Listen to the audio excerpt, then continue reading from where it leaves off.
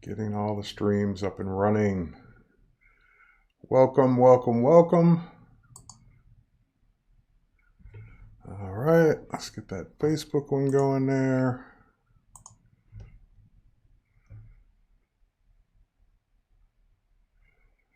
And hopefully you can see me because I can't see you. Welcome, everybody.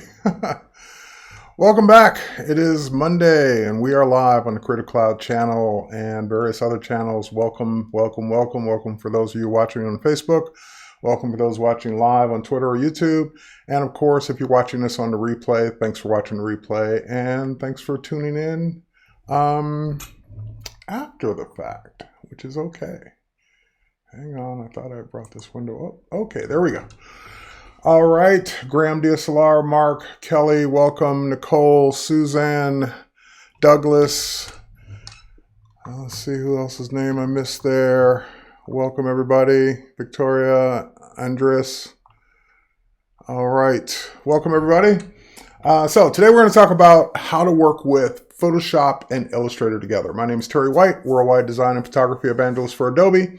Happy to kick things off on this beautiful Monday, February the 4th, here in Atlanta, Georgia. For those of you who are joining us for the first time, if you are on Facebook, it's probably a good idea to go ahead and like the Creative Cloud Facebook page. That way you'll be notified when these streams go live in the future. And of course, if you're watching on other channels, thanks for being here as well. Amber's in the house, Gail, welcome, Todd, and Kim. So with that said, let's go ahead and dive in. I'm going to switch over to my computer so you guys can see what I'm doing. And I've got Photoshop open in the foreground. I've got Illustrator open in the background. And we're going to talk about the two and how, not only the two and how they work together, but also how they're different. Because I know there are a lot of new people that watch these streams.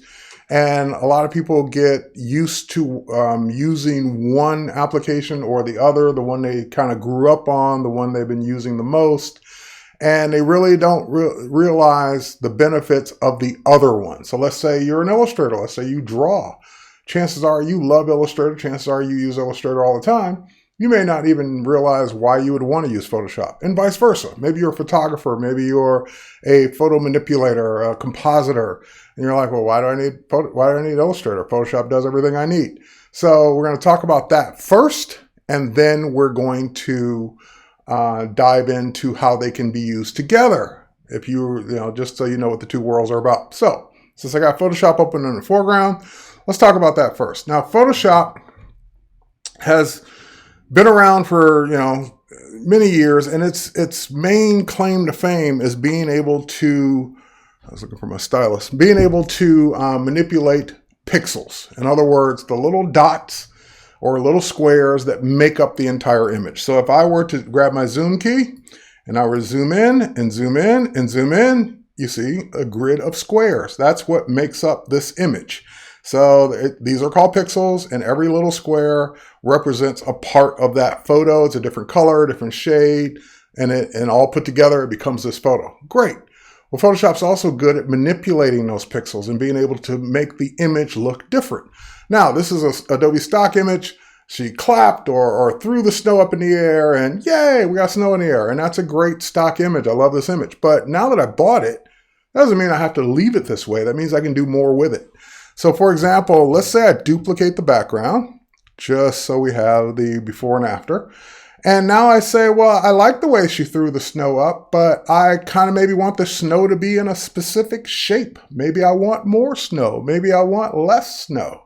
So for example, I could grab my clone stamp tool, which I just hit the letter S instinctively, and I'm going to go ahead and make my brush just a little bigger. And now, oh, not that much bigger. And now that I got my brush the right size, I'm just going to hold down my Option or Alt key. I'm going to click on some of the snow, and I'm just going to paint more snow where I want it.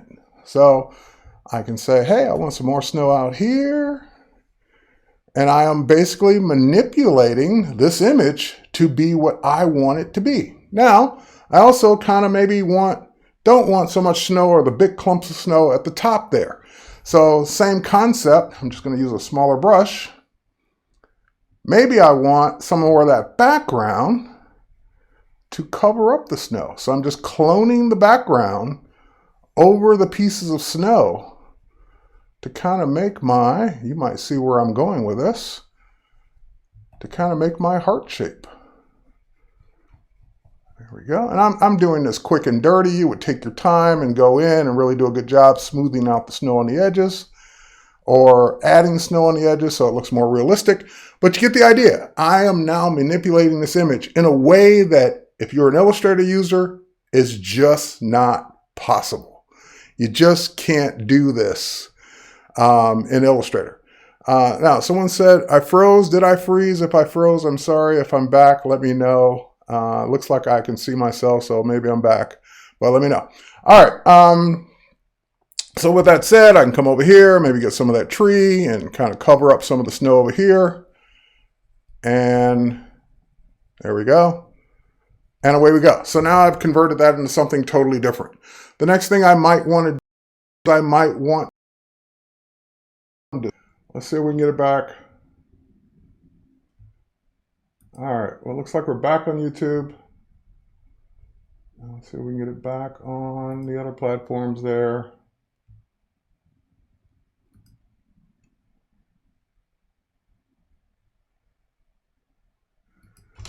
And I'm not sure.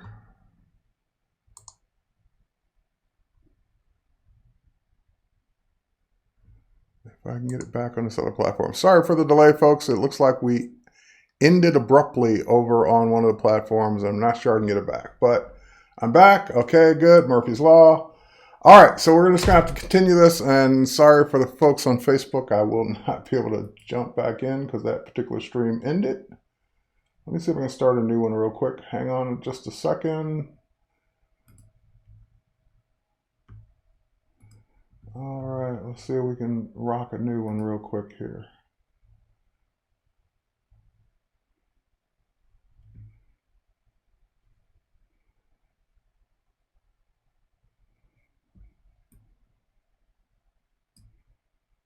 Maybe, maybe not.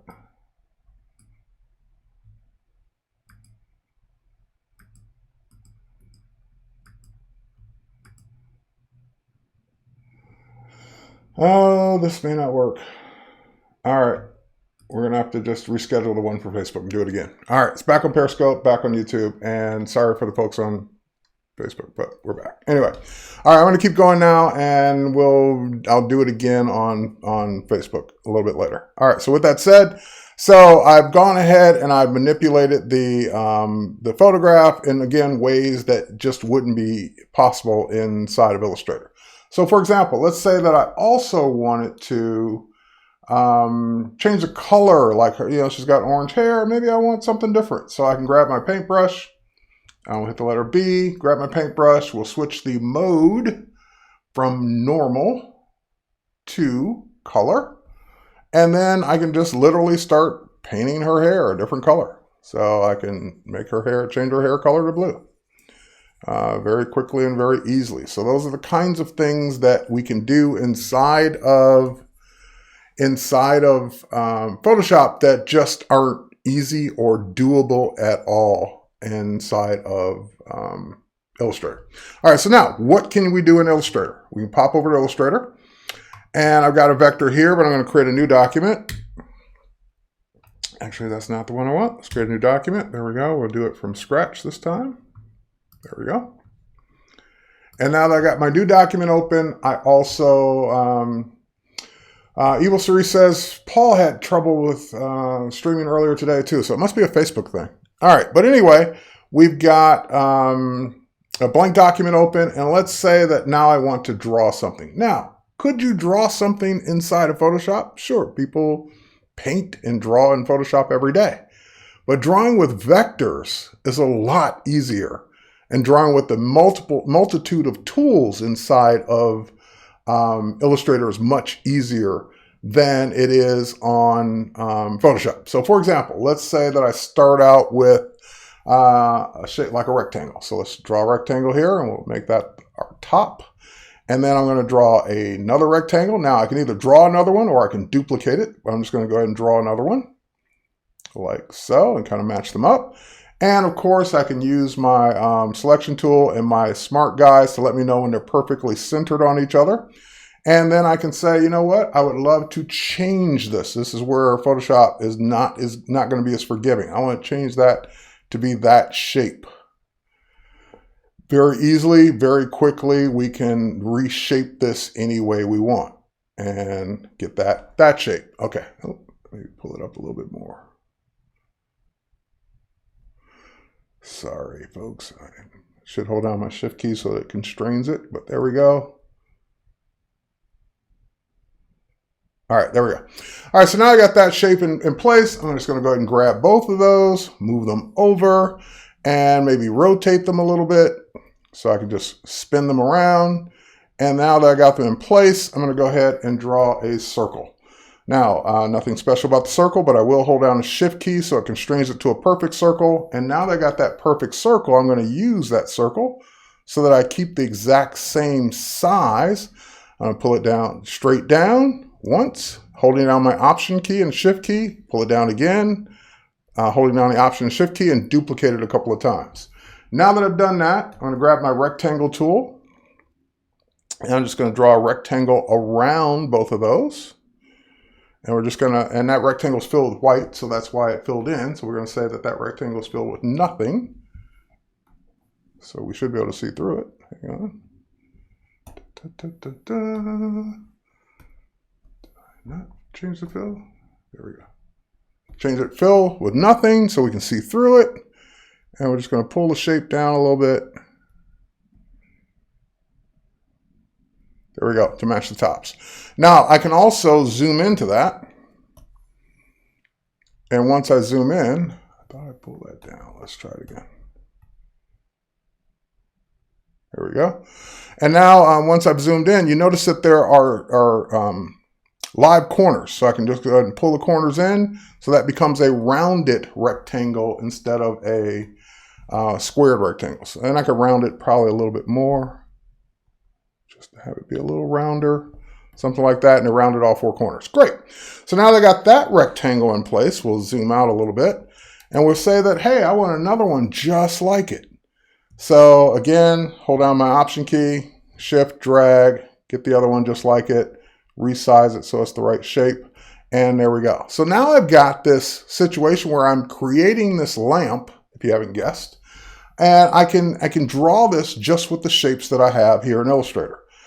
Could I do this in Photoshop? Yeah, but it'd be a whole lot harder to have shapes like this, and you'd have to start working with a million different layers to get it the way you want it. So let's go ahead and just move that up. There we go, and we're going to put that one right there, and then we're going to take this one and we're just going to turn it. Actually, could have changed the point that we were rotating it on, but nevertheless, we got it here now. And we got that one. And then, last but not least, we'll pick that one up and keep going. So I could keep going with this. You get the idea. I would just keep continuing drawing the shapes until I got it the way I want it. Maybe I want a little pedestal for it. So once again, I'll draw a little rectangle, and I can round those corners very easily. And I can also pull those corners in with the direct selection tool.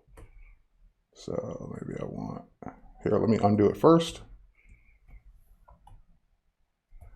And then pull it in. Like so. And then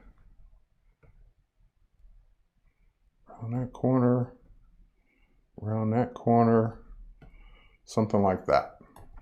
All right, I'm not going to spend all day drawing my lamp, but you get the idea. There's a lamp. Now that I've got this, how could I use this vector shape inside of Photoshop? Well, I could take the whole thing, copy and paste it right into a Photoshop document. That's one way. So copy and head over to Photoshop and paste. And it's going to ask me, how do I want it pasted? Do I want it to come in as pixels, meaning lose all the vector capabilities? Do I want it to come in as a path? Maybe I'm going to use it to trace something or use it for something else. Or am I going to use it as a shape layer? Or my favorite is Smart Object. So when I bring it in as a Smart Object, it comes in with all of its properties. It's vector, and therefore it will not change in quality no matter how big or how small I make it, and away we go. So that could be a vector shape inside, and it's saying I can't paint on it, but inside of Photoshop. The other way that I could use it over and over again is I could add it to a library. So that way I can pull it into any program. So I can say, add this as a graphic. It comes in as a graphic, and now it's artwork number 25 until I rename it. And now anywhere that I have that library open, I can drag it into my document. So I can drag it into another Photoshop document, drag it into an Illustrator document, InDesign, so forth and so on. So libraries is my favorite way to go between applications, especially Photoshop and Illustrator, because it's just easier. Once it's in the library, you go over to the other application, you pull up the same library. Here, let me add it to the right library. Let's do this. Let's move it to the right library. There we go. And now when we switch to the right library and we switch back over to Photoshop, there it is. So again, if I wanted to pull it in that way, I could pull it in that way, and away I go.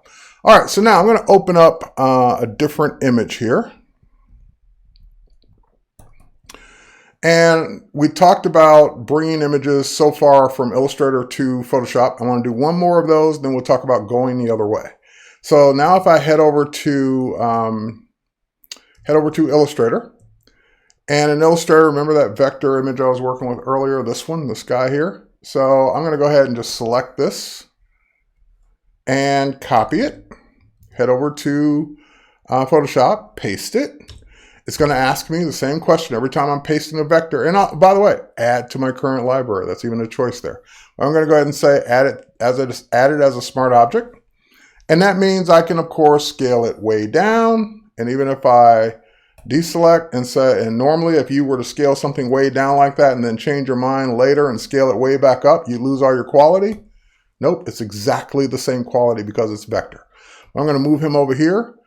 And now you might say, well, okay, why would you care to bring that vector inside of Photoshop? Because now I can do things Photoshop can do to it that Illustrator can't or not as easily.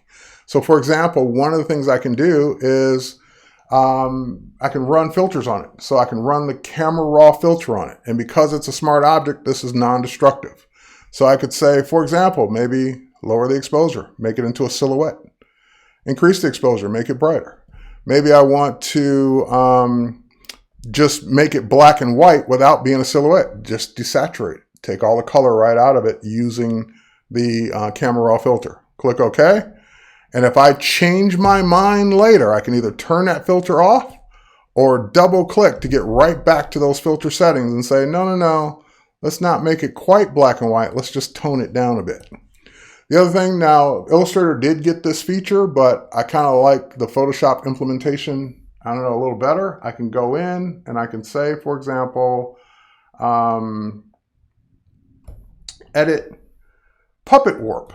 And even though that's a smart object coming over from Illustrator, I can go in and I can say that I want to add a pinpoint here, here, here, here, here, and here. And now we can make him, kind of rock to the music there. You can make him bob his head because we are basically just doing a puppet warp here inside of Photoshop that in some cases is a little easier than doing the same puppet warp inside of Illustrator. And by the way, you would have the image to go with. So if you're trying to warp this around something or where you needed it in the image, you'd be able to do it that way.